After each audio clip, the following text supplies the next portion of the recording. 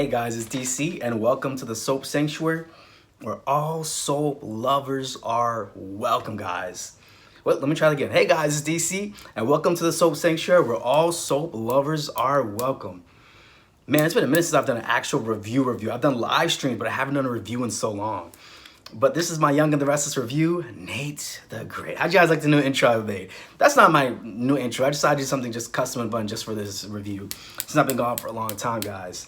But this is my Young and the Restless review, Nate the Great. Let's see if I can try to get through this in 10 minutes or less. I'm gonna try, which I think I have a good way of summarizing my videos to where we can do stuff like that. All right, let's get into it, guys. Nate Hastings, guys. I know a lot of people have had thinking that Nate ain't shizzle, he is trash, but let me tell you something. Nate Hastings is a good man, all right? Man is a good man, all right? Here's the thing. I'm not saying what Nate didn't do to Devon and Lily and Billy wasn't trash. It was. But I understand his reasonings behind it. And when Elena came in to try to expose him at the last minute, he really tried to make things better, honestly. He tried. I don't like that she did that, though. We're going to talk about Elena a little bit. I don't like that Elena came in to that meeting to try to expose Nate. And pretty much he had to confess at that point. Elena is not a real one. She's not loyal. She doesn't stand by her man, okay? I'm not gaslighting nobody here. But Elena is not a real one. She didn't stand by her man when her man needed her the most, okay? When he needed her the most. She threatened to go off to Baltimore. And I gotta admit, I was kind of disgusted when Elena came back. I'm like, what are you doing? Go back to Baltimore. Get out of here. You already proved you weren't a real one. You already proved you're not loyal. You're not a real one. Go back to Baltimore and stay in Baltimore, okay? Do us that favor, do that. This is the thing. Elena should have stood 10 toes down for her man. He was going through a lot. Because this is the thing I look at it with Nate. He lost his medical license because of Elena. Granted, it was because of an altercation he had with Devon, but that was because of Elena. So he lost his first career, right? He lost that first job. And he lost another job, pretty much a chance to Newman Winterston because of Elena again. And granted, people can say he put himself in a situation, yes, but as his wife, I feel like she should have stayed out of those affairs. That's his business. How he does business is how he does business. You got to stay out of that man's affairs, okay? That's what I'm saying. But she didn't want to do that. And now she, when she came in and she was crying, Nate, I just feel like I don't even know you anymore.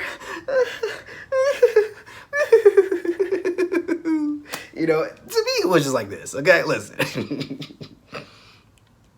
You should have stood by him. And then you missed him when he came back. You saw him with Victoria. Victoria's about to be his new boo, all right? Victoria's about to be Nate's new boo. And I think we all know it, okay? Let me just say this, is that Victoria's face when they came into that CEO room and Sally was still packing her stuff, Victoria had this look on her face like, sis, you're still here? And I'm not gonna lie, I was thinking the same thing too. Because I'm just like, didn't Sally get fired like 2 weeks ago? What is she still doing here? And then when she said, if you want, I can help security, help you pack your stuff. Translation, you should have been get the F up out of here. Let's go ahead and speed this up. That was translation, let's speed this up. Because Sally was all like, well, Nick said I can take my time. And Victoria kind of fired back this look that said, Nick is not the one running the show, I am. This is the problem. We're gonna get to Sally in a little bit. I can't even touch on Sally right now. We're gonna get to her in a little bit. We're still on Nate right now. We're still on Nate the Great right now. Nate has become a villain for YNR, and we haven't had a villain in the Winters Hastings clan, I feel like, forever. We haven't had a true good villain on this show in a minute. Honestly, on YNR, it's hard to tell who is a villain on this show, who is meant to be made out to be a bona fide villain. And I mean a character that is like villainous but can stay on for a long time, which is not really easy with soaps without them having to water down the character over time.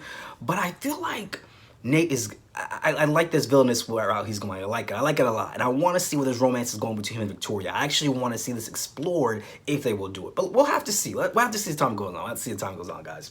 Next, I want to go on to Devon and Abby. All right, for Amanda to come back to town just to be cheated on, I'm like, well, damn. Chance has been keeping Devon's seat warm for the longest time because honestly, they haven't really done anything with Chance. We know that Devon and Abby are going to ice him out of Dominic's life pretty soon. He's not really going to have much of a claim at that point. So we can't really be this surprised that this is happening with the two of them, honestly. I want to say this, the character of Amanda as well, it lost its fanfare and it's lackluster for me. I know Michelle Morgan's going to recurring, but I don't really see the purpose of the character of Amanda. I liked it when it was Hillary, and I thought we were going to get a Hillary 2.0. We didn't get that. The fact this is the second time Devon has done this to her, she might as well just go ahead and leave. It's not going to work out. It's not going to work out. And it's crazy because she's the one who helped facilitate that whole relationship when he was having issues with Abby and Chance, and now just for her to come back to that. But at the same time, when you kind of leave your spouse, your significant other, I mean, you are causing that drift. What do you think is going to happen, though, honestly? Eventually, that person is going to get tired and fed up of you being distant in whatever capacity that is, and they're going to move on. So I could understand that. I'm not saying what Devon and Abby did was right, but I could understand how they got in that headspace. I could honestly understand that point of view, if I would say. I think we pretty much know that Devon and Abby are going to have another child. It's going to be their little miracle baby. I think we all see that coming. So we just have to kind of wait and see how that kind of plays out on that one. I'm interested to see how that's going to be played out. Let's talk about the Diane saga. Diane, Nate, and Chelsea have been the best parts about Y&R recently. Let's be honest. Diane has really been carrying the show on her back for the longest time, for the past few months. Okay, she's been carrying the show on her back, all right? Diane, to me, is the only true woman on Y&R that can really be, to me, that really seems like she could be the next Mrs. Jack Abbott, the next Abbott matriarch. And the thing about it is, for me, what makes a matriarch and a patriarch on a soap is not necessarily age, because if that was the case, it would be Nikki. And Nikki just doesn't fulfill that role for me. I don't know what it is. She's more so Victor's shadow. That's nothing more, nothing less. That's what Nikki's been on the show, is Victor's shadow. She really hasn't done anything. I don't even see her as a matriarchal kind of figure. To me, what makes a matriarch and a patriarch on a soap is a character that has multiple ties with multiple people and has a leadership role in the family. Whether they're good or bad or villainous is beyond us. This is why Stephanie Forrester was a matriarch. This is why Kim Hughes was a matriarch. This is why even Laura Spencer Collins is a matriarch on GH.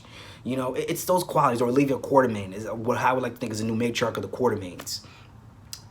Those are the things I'd like to see the most from these different people and these different characters, is those leadership roles. And Nikki just doesn't have that for me. She's just Victor's shadow. And it's weird because Catherine Chancellor always used to chase after a man and vie for a man, but she kind of became her own woman. Catherine Chancellor was the matriarch of Y&R, and unfortunately, I don't think the writers set up enough time for somebody else to really walk into that role. But I could see Diane at least being the matriarch for the Abbotts. Funny enough, even though she's really just now being reintegrated back in that family. But if you look at on GH with Olivia Quartermain, she's only been with the Quartermains for a little bit of time, but she's already in a matriarchal role. It's the writing, for one, and the character of the qualities of the character. Olivia has that. Usually a matriarch patriarch is usually very judgmental too. That's I feel that's part of the course for that role. It's part of the course of that role. Phyllis is just always, you see, this is the thing with Phyllis and this whole Diane saga and trying to expose Diane. Phyllis will always be the mistress and never the missus. That's always Phyllis's role. She kind of reminds me of, for my British soap watchers, she reminds me of the character of Sharon Watts on EastEnders, where Sharon Watts, to me, is always the mistress, never the missus. That's what she is in my eyes. But Diane coming clean to Kyle was a smart thing to do before she got exposed. And frankly, I feel like Kyle should forgive her. That was before she came back into the fold. But at this point, let's hope that Diane has confessed just about everything. But I feel like we have another shocker coming with this whole Jeremy Stark thing. This is what I believe is going to happen. I don't want to believe it, but I feel like there might be a paternity rewrite with Kyle coming our way. I don't know if it's going to be this Jeremy Stark guy. I don't know if it's going to be Tucker McCall. I don't know. And I don't know if I'm all the way here for it just yet. I can sense something is about to happen, Diane, because they keep mentioning this Jeremy Stark name. And we all know on a soap, when a mysterious character comes in, it's either because they've killed someone or they're related to someone. That's usually what's coming with them. That's the revelations coming with them on a soap. Even when a soap does a big, huge storyline, it's always a revelation of someone's paternity or maternity on a soap. Tell me I'm wrong. All right, next let's talk about Chelsea's storyline and Y&R. Chelsea's storyline was something completely unique and different, which I feel like this show needed. It just put this different breath of fresh air in the show. Soaps need storylines like this. We need storylines that make us connect with the characters. It was different. I wanted Chelsea to jump off the ledge. And I'm gonna tell you why I want her to jump off the ledge. I don't want her to die, I just want her to jump off the ledge. And then maybe Billy catch her or she land on something. And then I know everyone's gonna say, oh, but that kind of fall, who could survive that? This is a soap. We've seen people survive way worse. But I think that storyline was needed because I think we can all relate to someone who knows that they're depressed and they're going through things, and maybe you feel like the world is ending on you, even though it's not, but you feel like you've just lost so much control. And a lot of the times when you've lost so much control in your life, or you feel like you have no worth and no purpose, the question that will usually come into play for you is then, what's the point of it all? And the moment that question usually comes to play for people, that's when suicidal tendencies or ideation and stuff like that happens. So I can understand when people are dealing with depression, how tough it can be sometimes. So personally for me, this was one of the best storylines. And it was something new. Because I find it hard to relate to any of the characters in Genoa City half the time. I really do. Everyone is filthy rich. And let me just go back to Diane here for a second, how Phyllis had $1 billion worth hotel and sold it just to get back at Diane. It just shows how Phyllis has no life. But that's the end of that right there. But this Chelsea storyline is so different. Just seeing the compassion that Billy has for her, it's different. And I could understand why Billy didn't want to tell Adam about this for a long time, because Adam hasn't given a crap about Chelsea in years. He hasn't given a crap about her, I mean, granted, she did try to kill him and everything, but But he never cared about Chelsea or her mental health. Every time he would look at Chelsea and her mental health, it was like, okay, well, how's it gonna affect Connor? And this is the thing. I've never been in a co-parenting situation, but I feel like when you're co-parenting with someone, I feel like you should want the best for the person just as an individual and not just as your co-parent. So like when you're in a relationship with someone, you should want the best for them, not because as you are your partner, but just as an individual. And that's missing with Adam. And this leads us into Sally Spectra. Sally Spectra came into this thinking that, oh, I'm the new hottest, baddest chick in all of Genoa City, and Chelsea's just his ex-wife and his baby mama. So what does he care about her? But this is the thing. When you're dating someone, you gotta look about how they treat other people and how they talk about their exes, because that can easily be you. That can easily be your portion if you're not careful. And I don't think Chelsea understood that. Not Chelsea, I'm sorry, Sally. I don't think Sally understood that. Because if he's treating the mother of his children, his ex-wife, like trash, how do you think he's gonna treat you? And yeah, he gave up the spot at Newman to help Sally out. But this is my whole thing. And I guess we're moving into Sally now. This is my whole thing with Sally. I understand that what Adam did seemed to be noble, but once he left Newman, you had no safety. Nick is not going to go against Victoria. He's not going to go against the grain of the sister. He's just not. Adam would, and that's why you needed him on your side, but Nick would not do that. And I understand that Adam wanted to make you feel like you got on your own, but let's just look at the facts here. Every company that Sally Spectra has been a part of has been a shizzle show, okay? Every single company that she's been a part of. From her own company, Spectra Fashions, from, I think it was Spencer Publications. Was she part of Spencer Publications? I think so, maybe. Forrester Creations, Jabot, Marchetti, Newman Media, now Newman Media. And now what, Jill's giving her this proposition to join Chancellor Winners? Are you guys seeing the pattern? Oh, Fenmore's. Fenmore's was another one, Fenmore's. She messed up all these opportunities. Granted, Newman Media, she didn't really mess it up, but every company she's been a part of, it hasn't worked out. And you can't help but to wonder, maybe the problem is you, Sally. I don't even think Sally at this point is even more an underdog, but just someone who self-sabotages and then blames everybody else because what she did or didn't have. When you got ran out of Genoa City, that was your second chance. You messed it up at Jabot. With Jack, with Kyle and Summer, okay, all right? We could even give you that one, all right? Even though that was like your sixth time messing it up at a company, fifth or sixth time messing up a company. But then, okay, well, Newman Media really wasn't her fault. I mean, Victoria let her go. I can't even say Newman Media was her fault. I can't, but it's never worked out for you. It's never worked out. Sally, you're the problem. And I mean, when Victoria was getting ready to kick her out, Victoria looked at her like, sis, you are still here? Get out.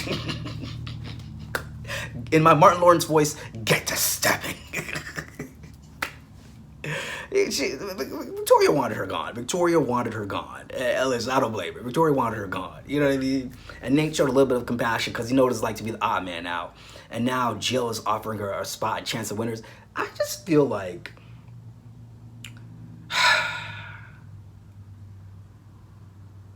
Jill obviously loves Lily because Lily's the mother of Jill's grandchildren, Charlie and Maddie. Even though they're not biologically Jill's grandchildren, they kind of sort of are through Cain.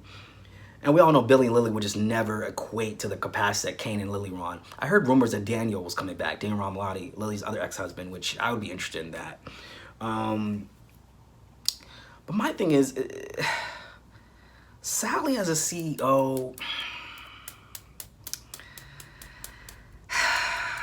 the problem is the writing with Sally is that they're not giving her layers. They're not giving her definition as a character. At least give her a child something to hold her on to canvas. Because if Sally were to leave canvas today, there's nothing to her in canvas to any of these two shows we've got, BMB or Y&R. And I know she's supposed to be like the second reincarnation of Sally, the original Sally Spectra. But I don't know how much she's really held on to that, honestly. And I liked it when they brought on the Spectras on B&B. I liked it when they brought on the second generation of Spectras with Sally, Shirley, Coco Spectra. But I don't know how this is working this time around. I just...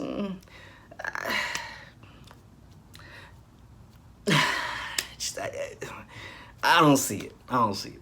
I don't see it. And then you got Chloe the Clown. She got fired from Adam's company. It would have been nice if Adam and Chloe had formed a friendship, and hear me out, a friendship out of the trauma of Delia's death, where Chloe forgave Adam, and as a result, Adam was overprotective of Chloe because of what he did to Delia. Do you see how that could kind of form a little bit? It's sad that we don't even see that. He still treats her like trash too. And that's another thing Sally didn't even realize. If he's willing to treat the woman whose daughter he killed, accident or not, as trash, that's what I'm saying, people. You got to look at how other people treat other people. You have to really look and analyze that, because that's always going to be a testament how someone will treat you. That's what I just don't understand. And now she's with Nick, and I thought this is just to give Nick something to do, but this is not even a relationship I can even take seriously. When she was with Jack, I could take it seriously, but Nick, nah, I can't take it seriously. Honestly, God, I can't take it seriously. Next on the list is Noah and Audra, but is there really anything to talk about when it comes to them? Is it she had a baby with Noah? There's a pattern with Noah, guys. I don't know if you noticed, and they've done this with the last 3 actors who played Noah, where Noah comes to town and a secret ex-girlfriend comes from the past to blow things up, and the storyline goes nowhere, and then he comes back from another foreign country again after working in some museum or Newman Enterprises International. Maybe do like with Thomas on B&B and make him crazy, make him a serial killer, make Noah something. Noah is supposed to be a legacy character, but it hasn't stuck. And you know, the writers struggled with Kyle's character for the longest time until they finally found the actor Michael M something, and it stuck. But with Noah, it hasn't stuck yet. It hasn't stuck yet with Noah. But I would like Audra to have a connection with someone in town for this to be interesting, but it's not there for me, guys. It's honestly not there. I wish it was, but it's not there for me just yet. But anyways, guys, that's my Young and the Restless review. Nate the Great. Nate is a good man, though. Nate is really a good man. And I'm proud of him for just walking into his own, becoming his own man. I'm so proud of him. I know you guys are going to be like, really, DC? But Nate is a good man. Nate is really a good man. I don't know what it is. I do sympathize with a lot of the villains on soaps. I really do, except Sheila Carter. It's just too stupid for me. Oh, and Lisa Ulbrich. But Nate is a really good man. And I got a feeling he's got a bright future ahead of him. And there's a vulnerability in him that I don't see from Devon, that I don't see for a lot of the men in Y&R. There was a vulnerability in Nate, and we need that. We need a character in Y&R to be the have-not. Sally's a have-not, but it's just like, it's not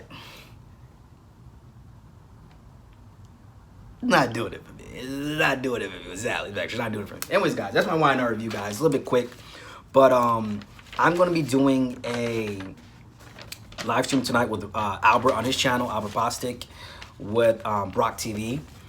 I hope I get the recording post on my channel afterwards as well. We're gonna be talking soaps, so that's gonna be exciting tonight. And I'm actually on my way to an art exhibition. You know, I'm gonna get bougie and get dressed up and have wine and crackers and cheese. Well, I don't drink wine, but you know, some sparkling cider, crackers and cheese, and look at art exhibitions. I'm really bougie like that. I love bougie stuff like that, guys. But anyways, guys, that is my Young Restless review. I'm gonna try to put out a GH review because somebody left me a comment. I saw it in my email. They're like, "Where's the GH review at?" It kind of reminded me of like any guys watch Housewives, where Nene Leakes had that famous line, "Where is your scooter? Where is it?" So when I saw that comment by email, where's the GH review at? That's how it sounded to me. Where's the GH review? Where is it? I'm gonna try to get a GH review out. If I don't, bear with me, guys. It's just been a lot. I've been going through life changes and stuff, but you know, I'm back. I'm gonna try to do a top 5 Guiding Light's most top 5 dramatic storylines live with the clips playing. Tell me if you guys would be interested in that. Actually, I want to do, because you know what? I've seen like Rad Rock do top 5s, some people do top 5s, but no one has done Guiding Light. No one has done Guiding Light. So I was thinking about doing that, guys. But it's gonna be back. It's gonna be talking soaps. Just getting away from the mundane things of life. So I'm excited to be back, guys. I'm excited for it. Yeah, I'm excited for it. And we got a live tonight with Brock TV and Albert. I call this, we're like the Holy Trinity of soap commentators on YouTube, the Holy Trinity. You know, so anyways, guys, check that out tonight, guys, and I'll be on Albert's channel. I'm going to post the link to his channel below in the description if I remember to do that. But anyways, guys, this has been Soap Sanctuary. I'm out. This has been